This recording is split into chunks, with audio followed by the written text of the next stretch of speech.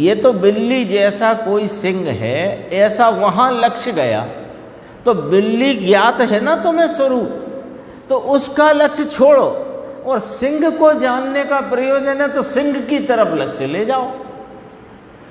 तो जब वहाँ लक्ष्य गया सिंह पर, तब बिल्ली पर तब जानने में आया, बिल्ली पर लक्ष्य था तब तक सिंह जानने में नहीं आया।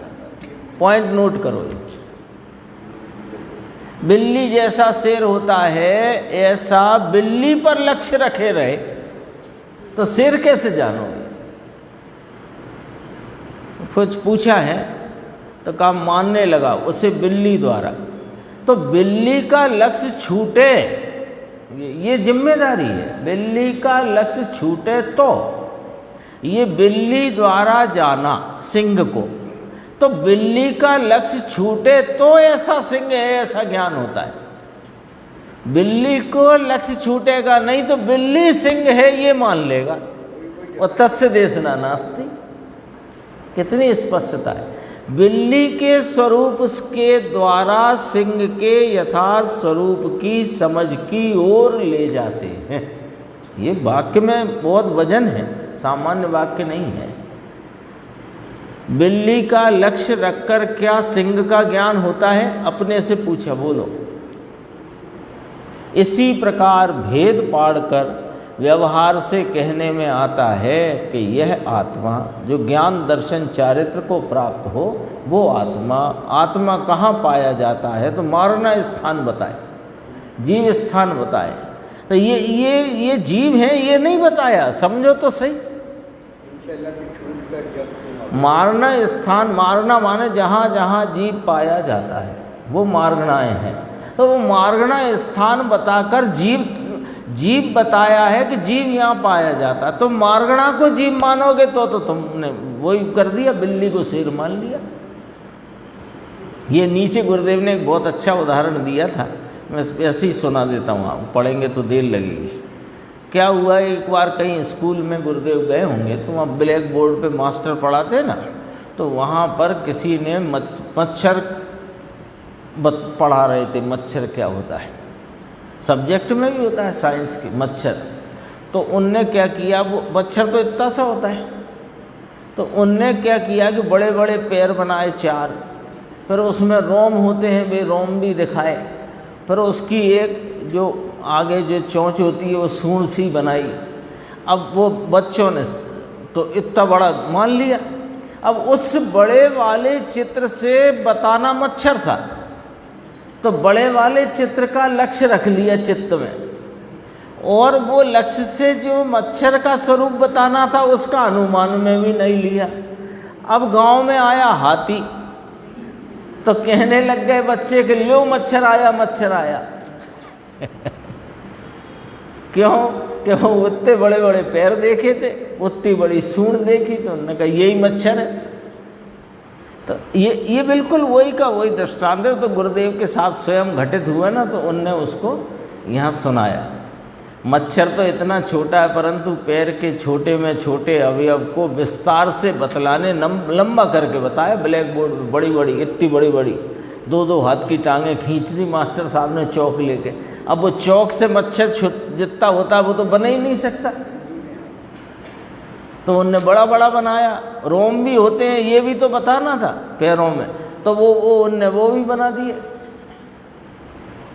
इसी प्रकार बिल्ली को बताकर कहा कि ऐसे क्रूर रोम वाला सिंह होता है, परंतु उसका लक्ष्य छोड़कर, बिल्ली का लक्ष्य छोड़कर सिंह को जाने तो उसे व्यवहार से जानता है, ऐसा कहने में आता है। वास्तव में, अब सुनो, वास्तव में जो ग्रीन में दिख रहा होगा है ना, वास्तव में व्यवहार से जाना नहीं है। ये पॉइंट जब समझ में आ जाएगा ना, तो आपको लगेगा कि ये सारी चर्चा सार्थक हो गई अपनी।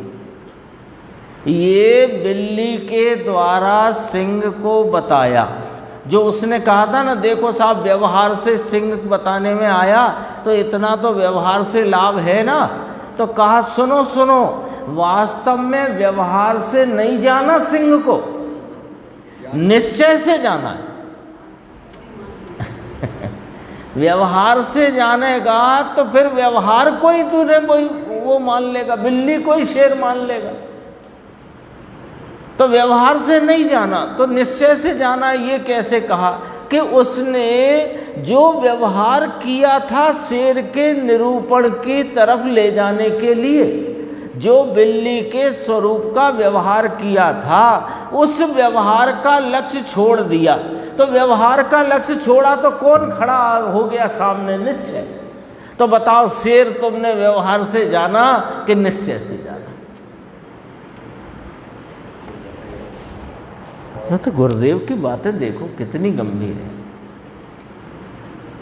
व्यवहार परमार्थ का प्रतिपादक होने पर भी परमार्थ को व्यवहार से नहीं जाना जाता।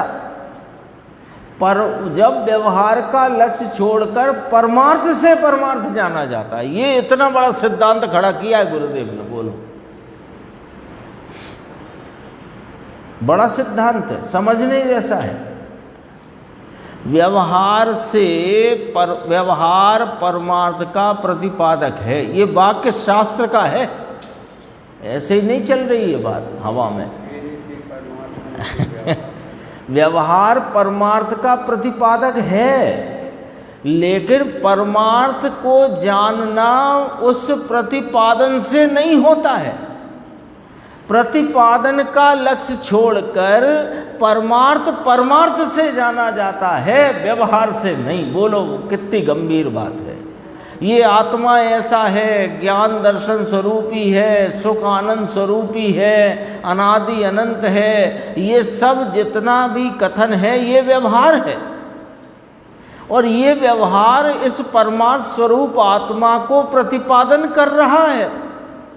लेकिन ज्ञान दर्शन सुख चारित्र आदि अनादि अनंत पना, ये जो भेद पढ़ रहे हैं, इन भेद का लक्ष्य छोड़ेगा तब वह आत्मा तो वास्तव में परमार्थ से ज्ञात होगा, व्यवहार से नहीं। आई बात ख्याल में कि नहीं आई? कैसे ज्ञात होगा आत्मा? शास्त्र में तो भेद करके बताया, शास्त्र नहीं है तो उपदेशक ने उपदेश में भेद करके बताया, कथनी में भेद करके बताया। जो ज्ञान दर्शन चारित्र को प्राप्त हो वह आत्मा है। सर्वज्ञ देव ने कहा ऐसा, ऐसी आली दुआली की बात नहीं है, एरे गहरे की। जो दर्शन ज्ञान चारित्र को प्राप्त हो वह आत्मा है, ऐसा भेद करके बताया। तो बताने में व्यवहार आया, लेकिन जानने में व्यवहार नहीं आएगा। ये पॉइंट पकड़ना है। बताने में व्यवहार आया। अब आप बताओ कि जैसा व्यवहार ने बताया था, दर्शन ज्ञान चारित्र को प्राप्त हो वह आत्मा है। आप आत्मा प्राप्त करके बता दो इन भेदों के लक्ष्य में, नहीं होता है। फिर क्या करते हैं कि जो व्यवहार ने दर्शन ज्ञान चारित्र रूपी भेद कहे, वे भेदों का लक्ष्य छोड़कर जब एक आत्मा को लक्ष्य में लेता है तब आत्मा जानने में आता है। तो सिद्धांत ये फलीभूत होता है कि परमार्थ से परमार्थ जाना जाता है, व्यवहार से नहीं। बताया जाता है, जानने में। तो व्यवहार आत्मा को जनाता है, ये बात गलत है। व्यवहार आत्मा को यानी परमार्थ को बताता है, जनाता नहीं है। जानता तो परमार्थ को परमार्थ से जाना जाता है।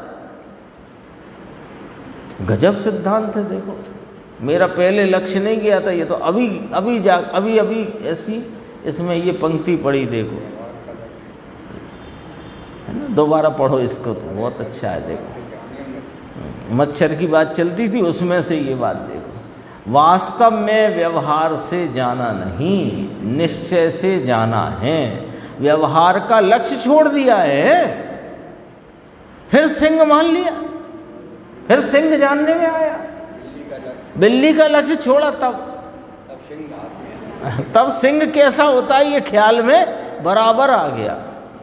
देखो, बिल्ली के स्वरूप के निरूपण द्वारा सिंह के यथार्थ स्वरूप की समझ की ओर ले जाते हैं। समझ की ओर ले जाते, इसमें से निकाला ही गुरुदेव ने, बोलो।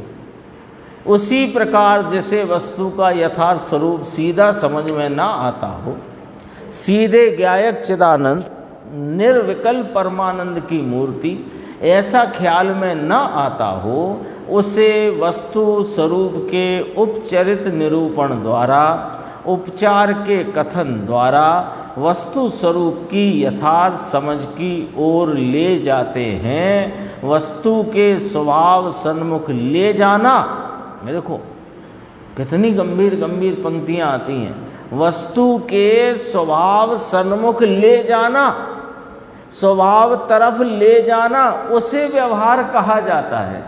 वो प्राप्त करा देगा ऐसा है ही नहीं।